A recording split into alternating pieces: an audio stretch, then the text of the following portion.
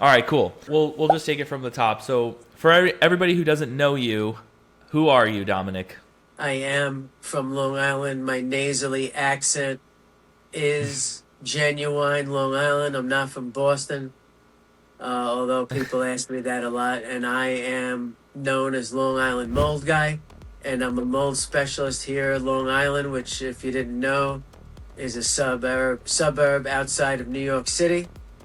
And mold is my thing, whether it be mold assessments, mold remediation, never on the same property, training, consulting, and mentoring, and all that good stuff. And I love helping people, and I love doing what I do. And I like to take a realistic approach, be honest, transparent with people.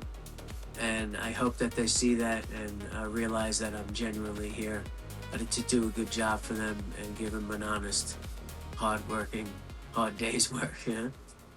I've been trying to get push through it. Something's going around, something little. So it's not like nothing that's not gonna. It's not like knocking me down a lot, but you feel it, you know.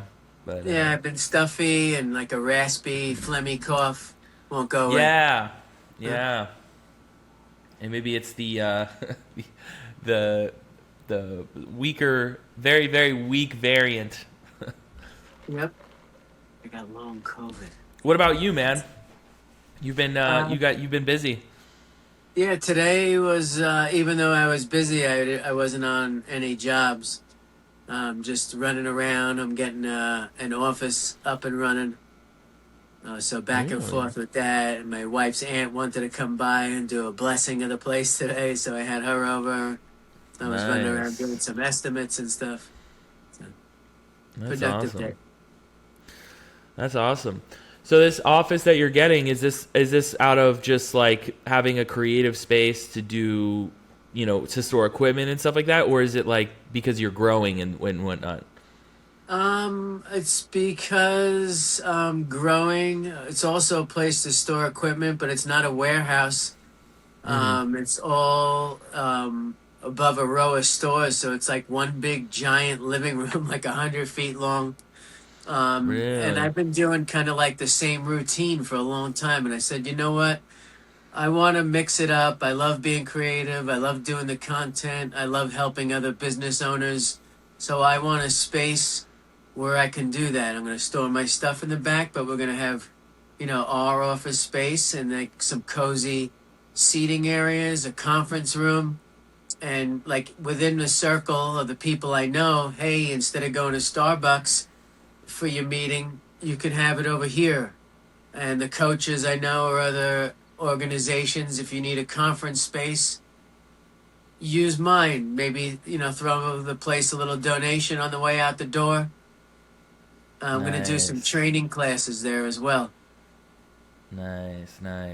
Training Is the for remediation, right? Actually, I'll probably get to that as well, but off the bat, I'm going to train the people that come out of the New York State licensing course for assessment, because the Oh, okay. class really doesn't teach you anything about doing assessments, and it doesn't teach you anything about writing a remediation plan or a report. So I figured do two classes or a combined class where I could teach you the basics of doing a proper mold inspection and teach you the basics of how to prepare and write a report and a remediation plan. Nice. So is Long Island is in New York, right? Like Correct. the It's a state. Okay. suburb of New York. Yeah. So you guys have the same thing that Florida has, where I'm not sure if I know for certain, but the assessor and the remediator cannot work. The same person can't work on the same job doing both tasks. Correct. Okay, yeah. And Yeah. you feel like the assessors in New York might be a little bit undereducated by the state's standards? Yeah, because they really only tell you enough in the class to pass it and get your license.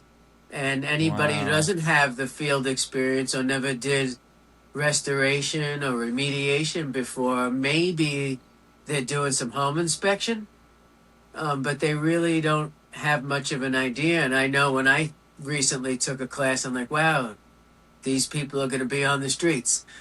So I was like, and I know when Yeah. the class schedules are there for those state classes. I can go pop over there with my flyer, put it on the bulletin board, and say, hey, you want to take your class a step further?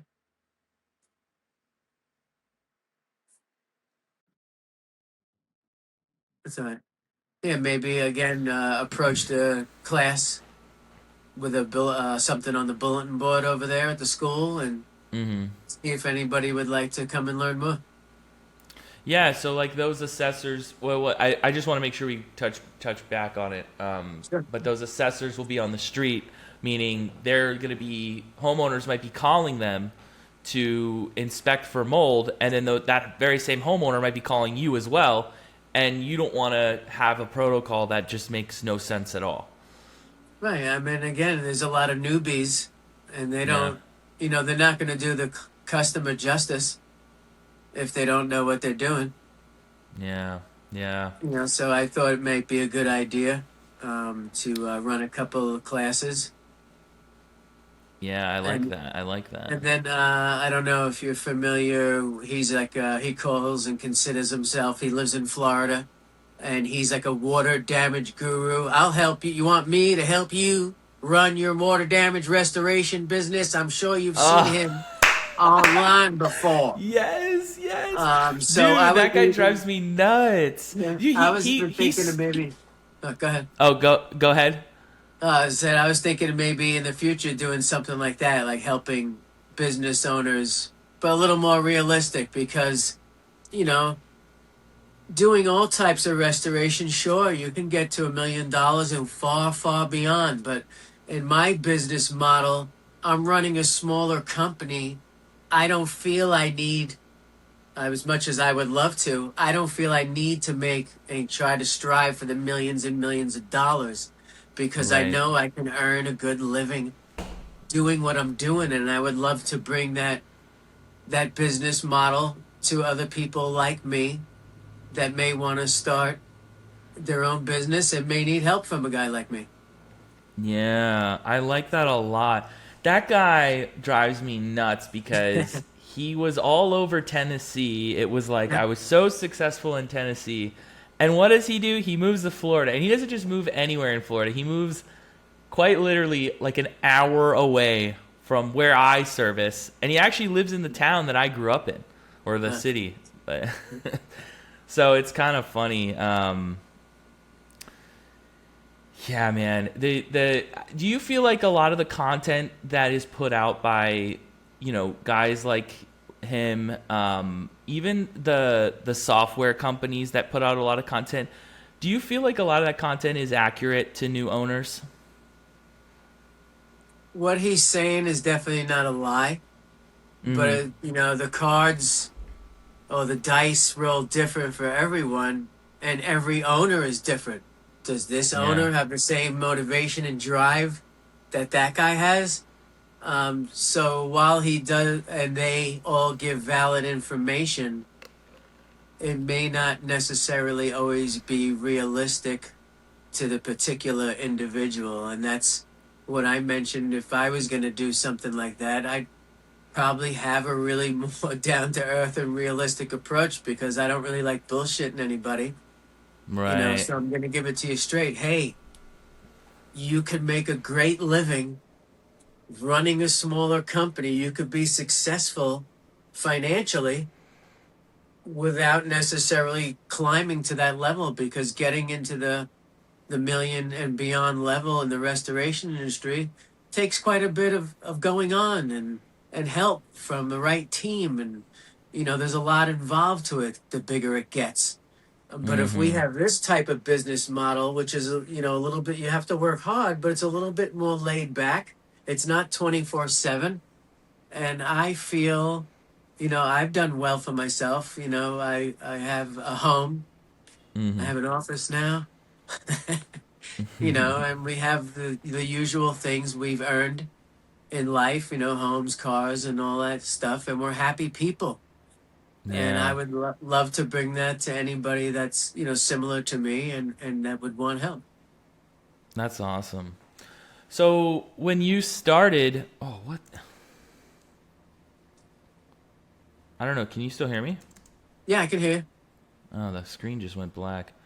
This Riverside, it's all like AI run and whatever. It's supposed to be like the greatest thing since sliced bread. I guess we'll just keep going. My screen's completely black, but maybe it'll come back. Yeah, I see you. So, So when you started your company, what did you start with? Did you start really small? Did you accumulate all new equipment, or did you go used? Like, what did that first? What did it look like getting into the van and then getting to like the first job? Like, what did that look like? well, I actually worked for the Big Green franchise, and Really? I was there. Yep, and I left there, and that's how I was able to get my business going because I left there on good terms, and they were so big that they used subcontractors. So I said, hey, if I get all my own green equipment and my own van and insurance, will you give me work? And they started feeding me work, and they kept me busy, and we're keeping food on the table. But I'm a Oh, that's cool. subcontractor. I'm making half of the job. But I did that for a couple of years until they kind of fell off with paying. And then Mm, I realized, because at that time I kind of had everything on them because they were giving me so much work. I really didn't have to bother going anywhere else. And, it mm-hmm. was a steady flow and there was a check every 2 weeks as long as I had jobs. And at one point, I probably had 30 or so jobs under my belt and checks were still coming in and they owed me for these 30 plus. And, it was churning away. I was doing good. But we're working Wow. twice as hard because we're only getting half the money. Right. And then when they started falling off on paying, I realized I better do something for myself here or I'm going to fall victim to these guys. All my eggs are in one basket working for them. And I really better step up and start doing something. But I started off, I Mm. did buy a little package from another green company that was going out of business in New Jersey. And I bought like 30 fans and maybe 8 DHs, a few scrubbers. He had like a little package deal. And I bought a bunch Nice. of the used equipment and I bought a van. And I got basically everything I needed on that van to run and do, any type of job, but water damage was my thing. And then again, over time, I was doing good. I was getting my own work, making contacts, networking with plumbers and all that type of stuff. And then again, over time, because I did it so long before, and now again, I'm into my 14th year for myself. Wow. A few years ago is when I decided I don't want the whirlwind 24/7 operation anymore. I don't want to send the guys out that work for me in the middle of the night or on Sundays anymore because life's too Yeah. short and we need to be home with our families when we're not working. And I decided to become the mold specialist.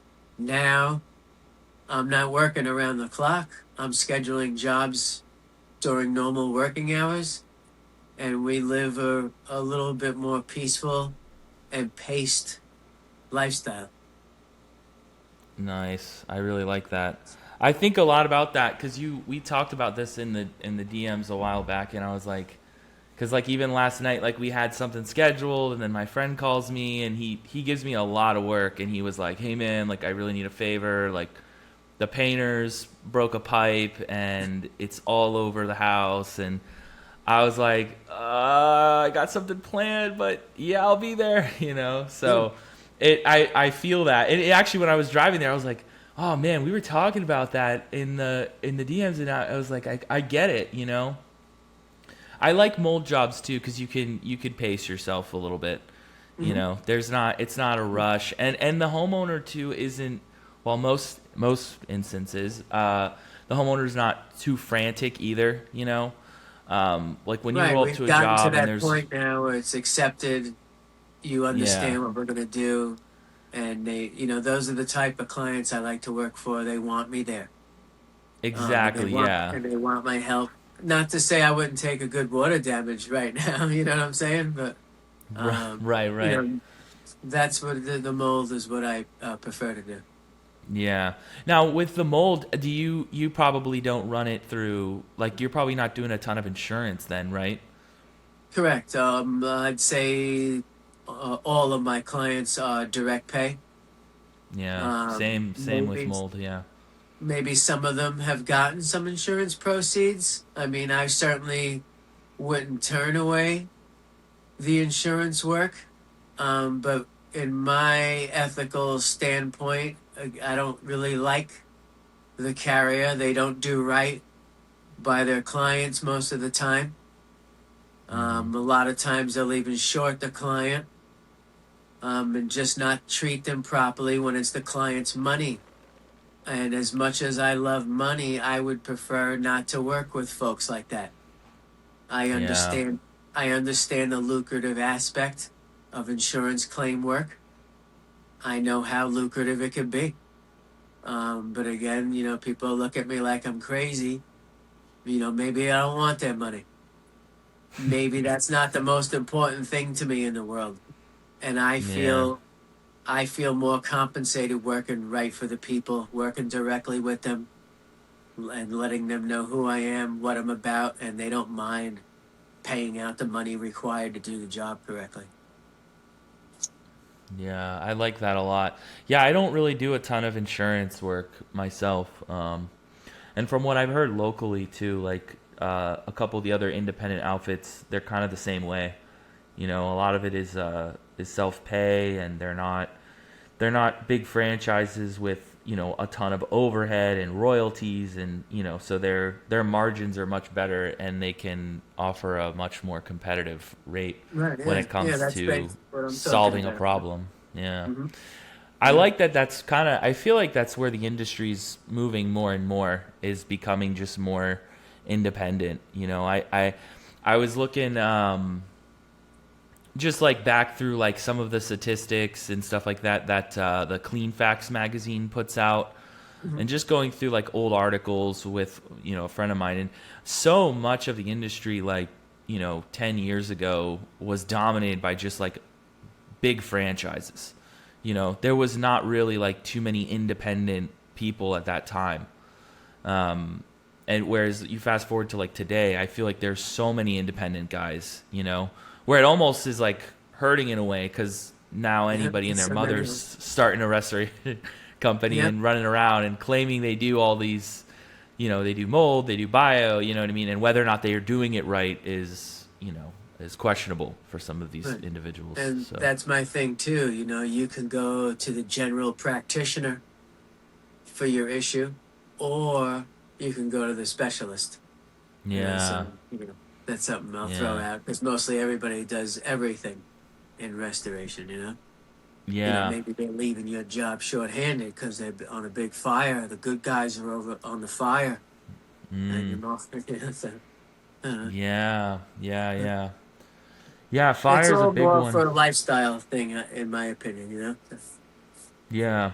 You've done fire in the past, I assume, with like, the big green trucks and stuff. Even before that, when I first started in the industry, that was the majority of the work I was doing was fires and puffbacks.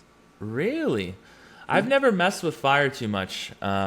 It's not a part of anything we do here, but I've always been curious about it, because it sounds like a lot of companies that do fire, like they have that, they have that extra revenue in their, when they talk about it and whatnot. And Hmm. I've always wondered how lucrative that is. But Yeah, fires are good, but clearly you're not in and out as fast as you would be on a water job. yeah, So it's more time consuming, makes your equipment stink like fire. So now you're like, all right, this is the fire equipment now. So everything stinks. I You didn't even know, think about that. Yeah, yeah, you can make good. In the restoration industry, fires are definitely good money. nice. Especially Yeah. if it's a claim. Most fires are going to be covered. Mm, Unless they don't have insurance.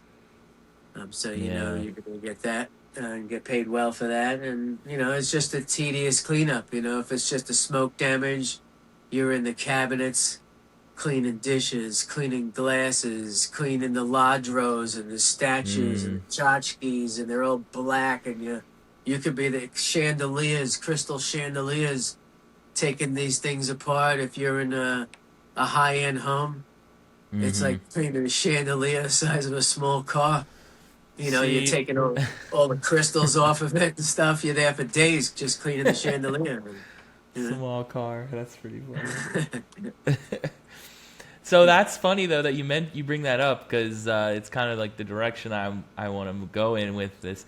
So a lot of people will take some of the practices from smoke, right, and fire. Well, not as obviously not a severe fire, right, but like, and they'll do that for mold. Now, I definitely think there are certainly cases where that's required, but I've seen situations and I've heard stories of, a big green truck going in and just packing out the entire house over like a bathroom leak on the third floor.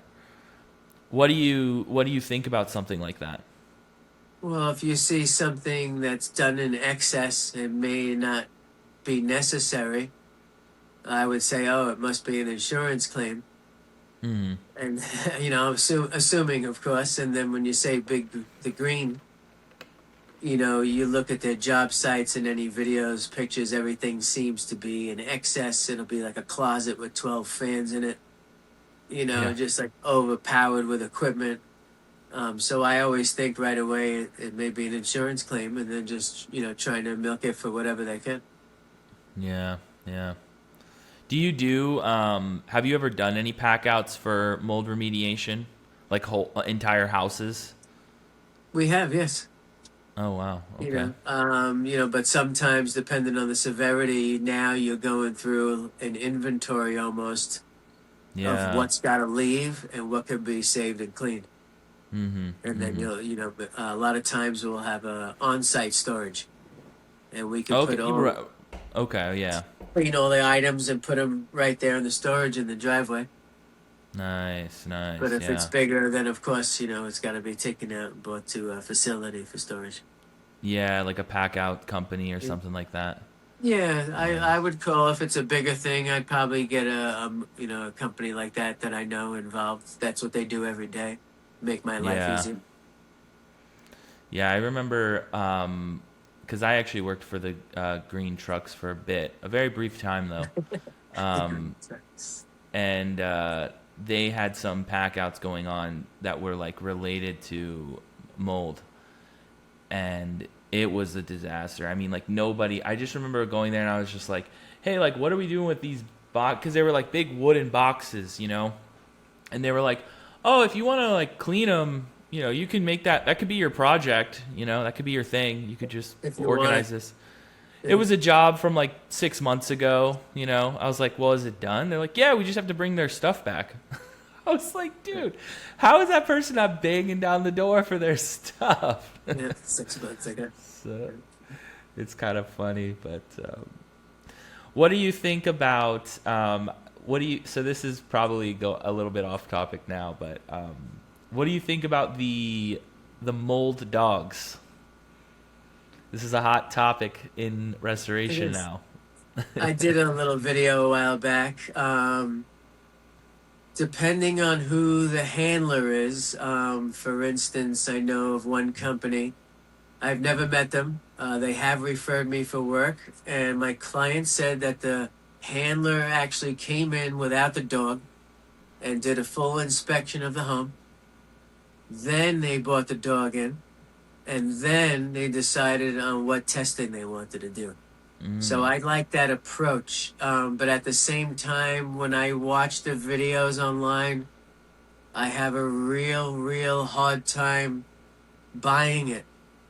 There's a dog, he's rolling around the shower floor. Of course, you're going to smell something in the shower, or the spot next to the shower, or they'll have him sniff in one area and then pan to the remediation. It's like a completely different area.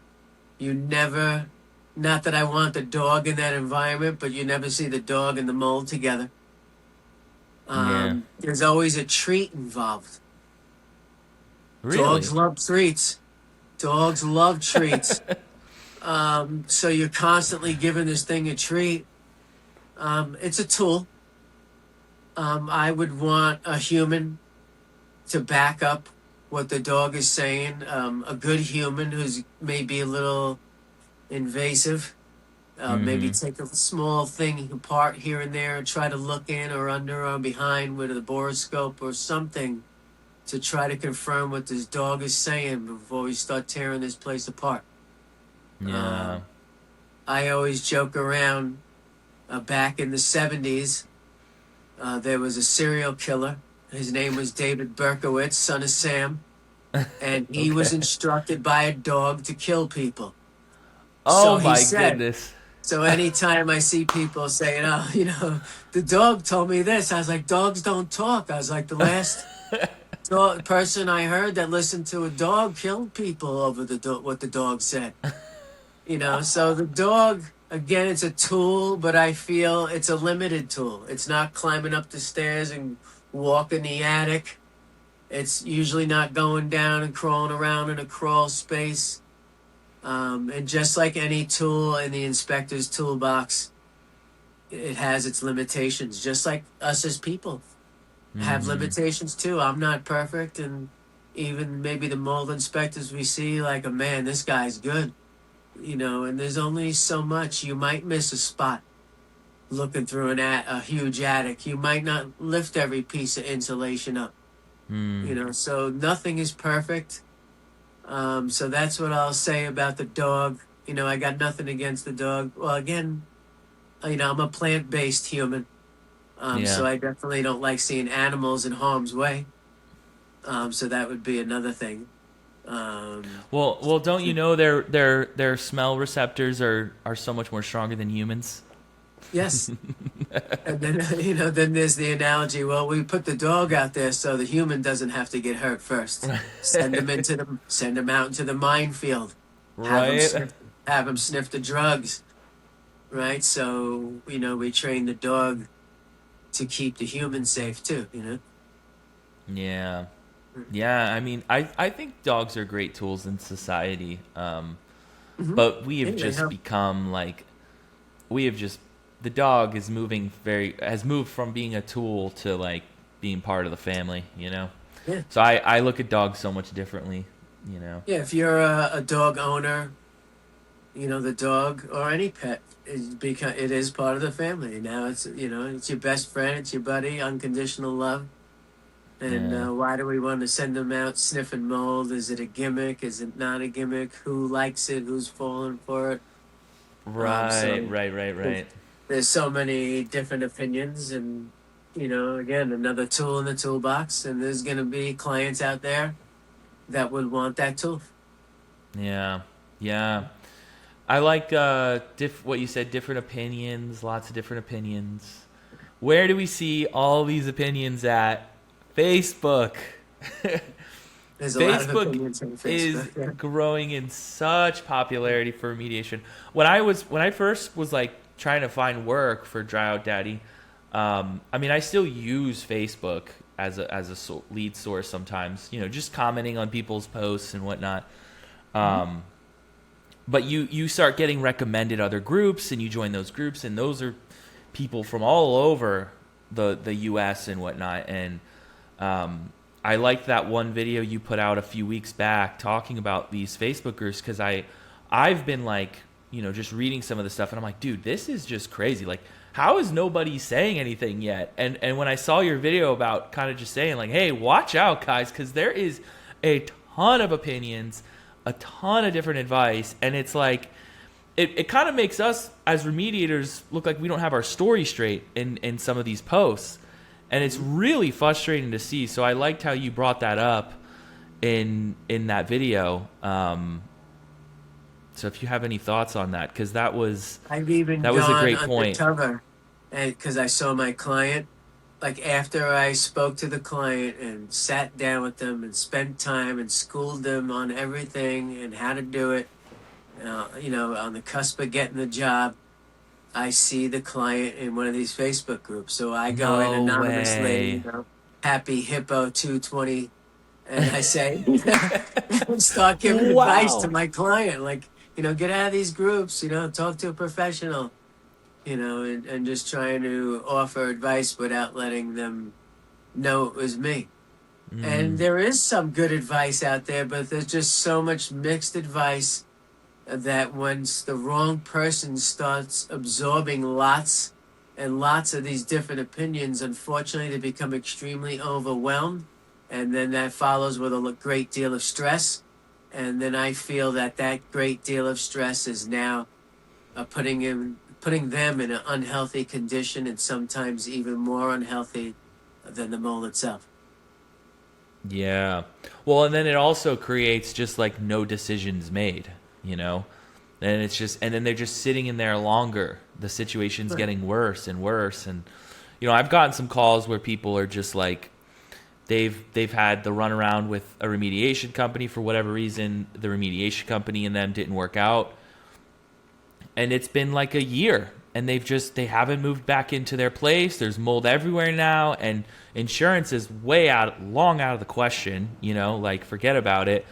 All because like they talk to one contractor, they say another thing, and they contradict the other guy, and it just puts the homeowner in a crappy position. And yeah, it's definitely frustrating too, because there's not like any, not that I want censorship, but there's definitely no admin in some of these groups, just kind of, because some of these people just need to be like kicked, like it's, some of them are just, you're just like, that's just not even in the zip code of what we're talking about here with And with even with some of these posts. even on Facebook, I don't know if you've seen them, but since we follow this type of content, I always see like this one company, and they'll come up to somebody. It's all AI, or mostly AI, and they'll come up to somebody who's trying to scrub mold off the wall, and he comes up with like this bucket, pours it on the wall, everything No, disappears, and no. he's talking about this and that and the other thing, and there's so many people believe in this thing. I'll make it go away with this baking soda and all this stuff. And comment mold. I'll send you the thing. And there's hundreds of people commenting mold, and I'm like, people really believe all this. That this is just gonna wash away off of your wall, and they're commenting for this guy's information. And I hit all the likes of the people that say mold, so that they see it and maybe follow me I instead. like that. Yeah. Yeah, I've seen some stuff like that, or like just the fogging solution where it's just there's no cutting or anything, it's just pure fogging. Mhm. That's crazy. But I think some people, there's definitely homeowners that I've interacted with, and you tell them what's, you give them the rundown on like how this works and what it all entails, and they just don't want to accept that like these are the steps that you have to go through. Right. So I think when people present them with these solutions where they're non-invasive and cut-free, solutions, they really long for that because they just don't want to accept what like what the remediators are telling them. It's probably more affordable too. Right, it's more affordable, but it doesn't ultimately solve the problem. I mean, Mm. so it's definitely something in the industry that that I want to get out there more, So I'm glad we are able to hop on here and and Yeah, bring that point there's up. definitely a lot of good people out there, fighting the good fight and putting out good words and good content. Yeah, There's, fewer. You just got to find those people. Got to find those people, and yeah, it's just absolutely. tougher to see of all this BS.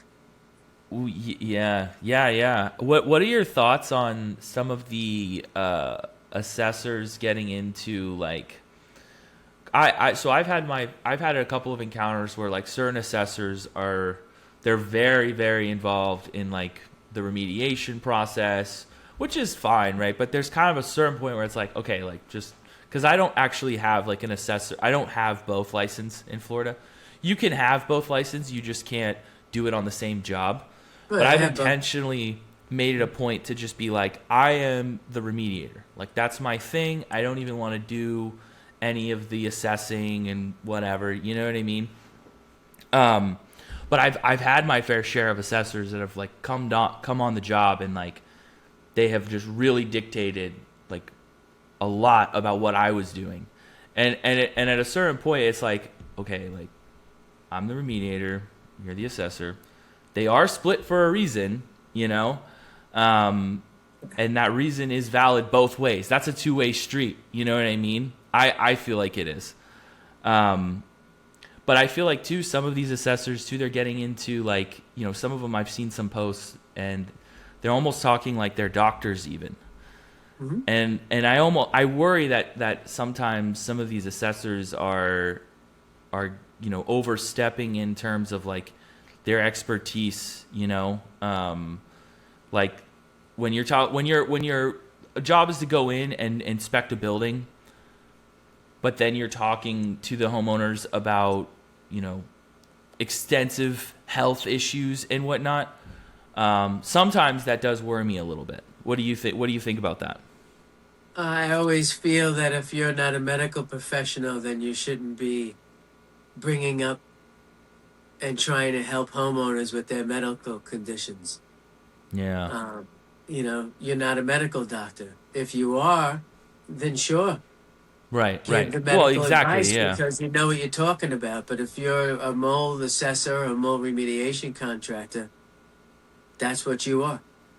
You're Yeah. not a medical professional. You can touch on it. Hey, you know, it might not be good for you, you know, but if you need help, you should seek a doctor for that aspect of things. I could try to help you find a doctor if you need one, but I don't like, you know, and there's a lot of them online again, offering medical advice when they're not doctors.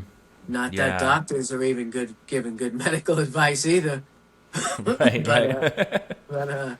you know, if that's not your field, you know, stick to what your field is. Yeah. Yeah. Yeah. But And you know, at the go same ahead. time, that's how they garner attention from the right crowd. You know, the vulnerable, the frustrated, the people who can't find answers to what may be ailing them will tend to flock to those type of folks. Yeah. Yeah. I guess it's the same. It's kind of the same. It's relative to the same people who don't want to make any cuts. You know, there's some people that just want to rip up the whole house and do it 2 or 3 times over. And then there's other people that are like, no, I don't want to make any cuts at all. Actually, I don't even think this mold thing you're talking about is even real. I've never had the mold assessor actually come on the job while I was there working though, or anything like that. Really?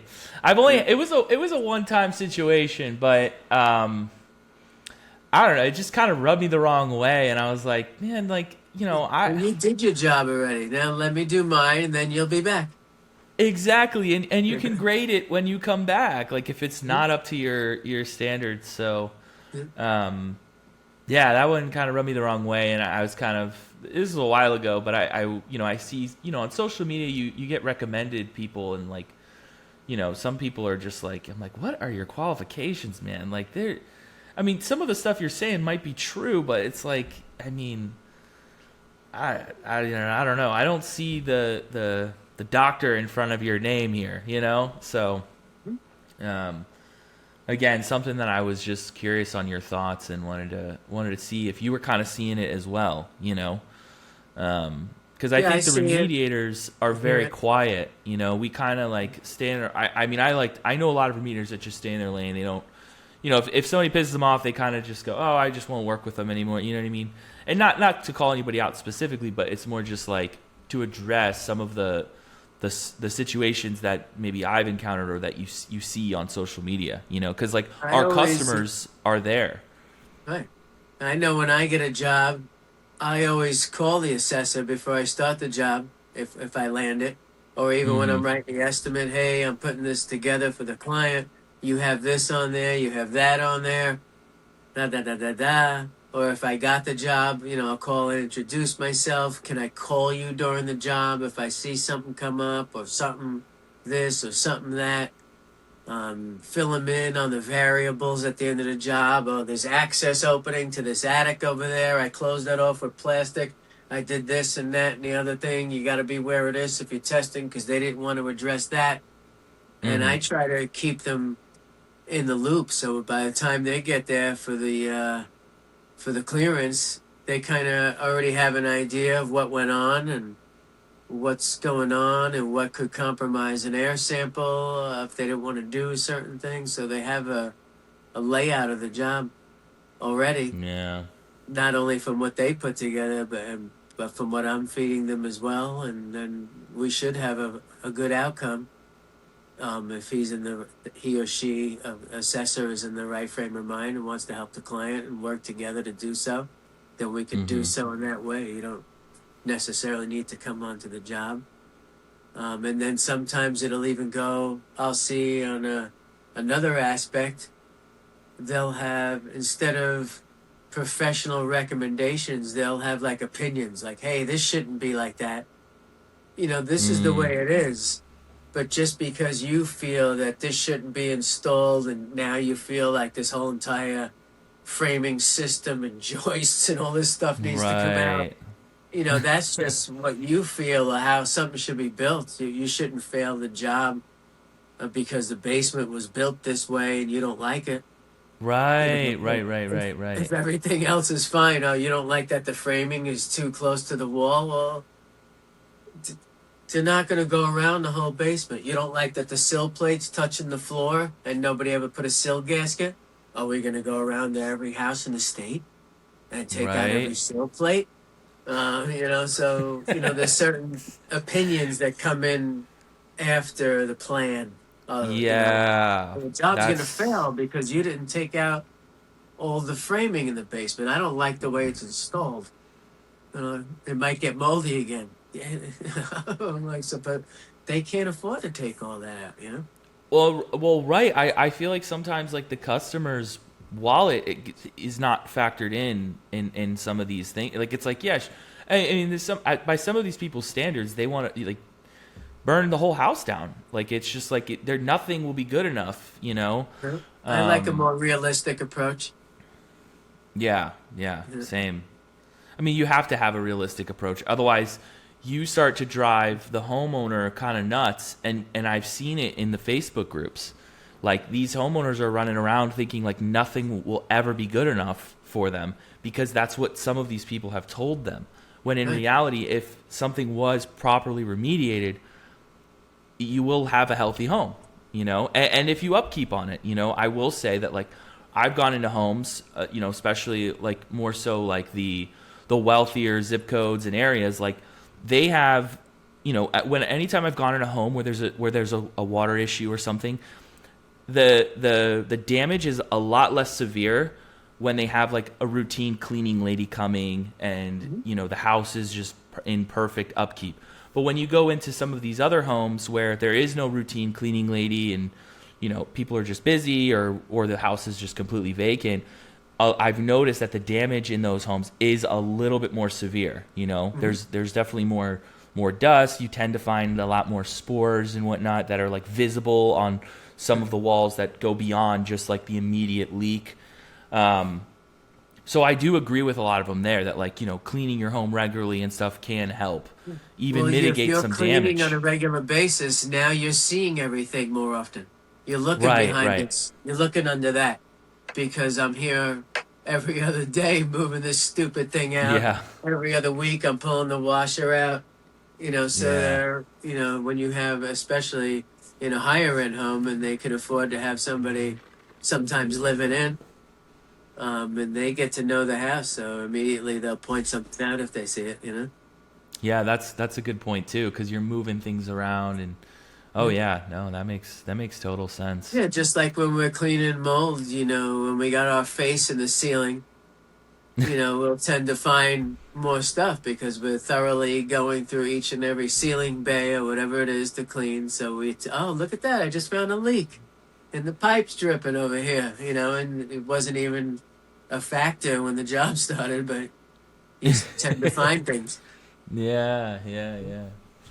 What so how did the name get born for the Long Island mold guy? How did that come about? Well, I have a parent company which is called Category 3 LLC. Okay. What does that say? not too much. You know, it's not it's not Yeah. very catchy or brandy, but that's really all I needed when I first came out of the gate. You know, Mm-hmm. getting the sub work and all that type of stuff. And but over time, clients, when I helped them, would call me, "Hey, call Dominic. He's the mold guy." And this one would say it too. And eventually, I was like, hmm. And I thought about it, and I said, I gotta do like some type of brand and mix shit up if I'm ever gonna get any further. And ever since people started calling me the mold guy, I put two and two together, and I figured that would be an appropriate name. It has where I'm from, and it says what I do. I love it. Basically, so it was simple, and I got somebody to make me the logo, and then I came up with the slogan, "I'm the right guy for your fungi." I had that trademarked, and ever since I became the Long Island Mole guy, I'm kind of like the brand now, and it's been better for me. People in my neighborhood see me, "Hey, Long Island Mole guy," That's so that stuff awesome. is cool. And I think, again, because of my name, anybody on Long Island looks up mold, they usually tend to find me. You know, Yeah. and I don't. And it's worked out good. It's brandy. It's got a cool slogan. It's got cool, fun colors. I got the vans wrapped. It's got yellow on it, which is supposed to make you happy. So it's done better for me than Category 3 LLC. But I still Yeah. carry, excuse me, I still carry that company name. All my insurance and everything, flows through that since it's the parent company. Mm-hmm. But it's all really, I only push the mold guy now. That's awesome. Yeah, I mean that's how I found you is just through social media. I saw a lot of your videos and whatnot, and I was like, that's an awesome name. It sticks in your head. Like I'm not even in Long Island, and I remember you. Yeah, it's, again, easy to remember. So. Yeah. Do you feel like some of your like you feel like you get a lot of work from your videos, or is it a lot of your work from Google, or if you don't want to share, you don't have to, but No, I'm I always do curious. get from the content, but I believe because I've been putting out content for about, what are we in, 2026? Since about 2013, I've been churning out content. Oh wow. So I believe I've gotten to the point organically of where that's most of my work comes from. Just Mm. people will search and find me because I have so many avenues of content, the website, the YouTube, um, and a couple of other things that I don't really have to even pay for Google ads. I've statistically, or I've looked at both. I've had paid ads against organic. I do better organically. So I believe Wow. a lot of my work just comes from search. They'll Yeah. search and they'll find me in the regular Google organic search. Yeah. That's And awesome. I do the content. That's a way for people to know me and stay top of mind. If you find Mm. me by doing an internet search now, you can go to my Instagram or my Facebook page and see who I am, what I'm about, what I stand for, what makes me laugh. It's like you're in my life now. And that's Yeah. why I like to stay active daily on the social media. And a lot of companies, especially the bigger ones out here, they don't do content like I do. It's just like an ad or a quick video to a job with no context to it, no introduction of who you're actually even working with. Yeah. Um, so I think that's, to stay top of mind, because we're not a typical home service based business like a plumber, an electrician, HVAC technician, and those people who get called regularly on a daily basis, and their advertising or marketing may Mm-hmm. work different for what we're doing as far as mold remediation, restoration. not everybody's looking for that every day, and it's important to stay top of mind, and I believe that's what social media does. And as far as getting jobs, the internet's the place to be. And, staying on that content, using your Google business profile is helpful.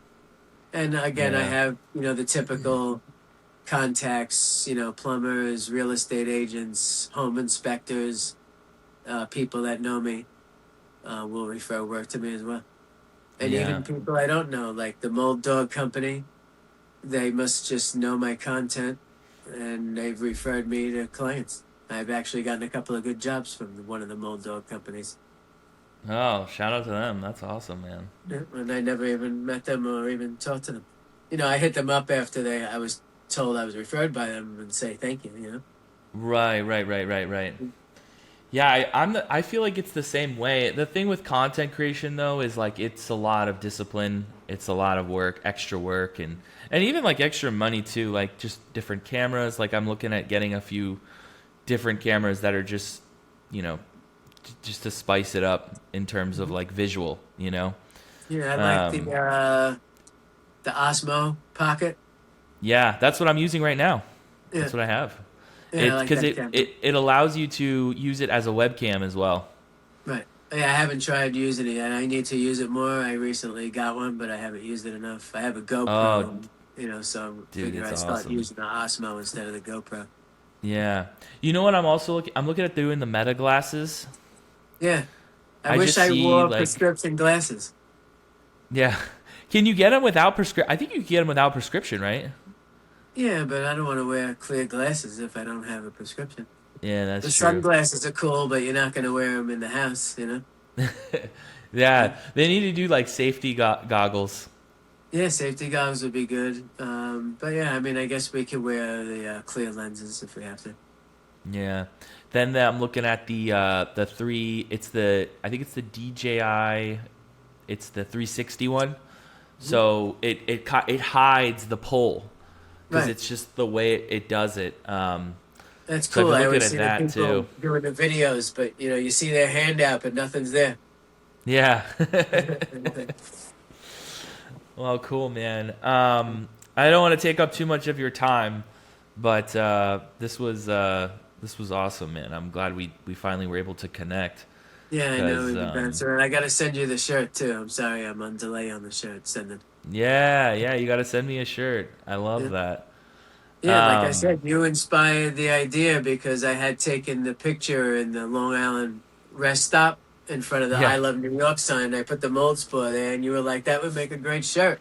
And I was like, I was going to do this and the little pins on the map and glow in the dark, but it was like crazy expensive. Oh, yeah. And you got to do where am I going to stickers. Be in the dark with the thing? Yeah. Bumper stickers next. Yep. Yeah, that's a good idea too. I'd make a perfect bumper sticker. Good idea. Yeah. Well, cool, man. Here, let me stop the recording.